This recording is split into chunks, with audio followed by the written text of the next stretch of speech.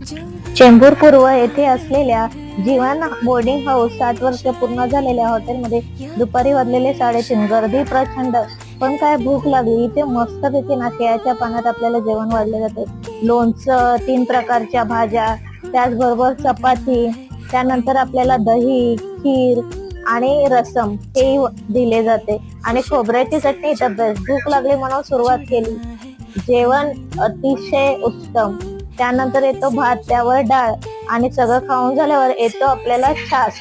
छास पिला की काउंटरला जायचं, पैसे देताना आपल्याला पान घेता येतं आणि यांना अवॉर्डही मिळालेलं आहे जे ह्यांच्या सर्व्हिससाठी प्रसिद्ध झाले. इधर आने के लिए बहुत शुक्रिया।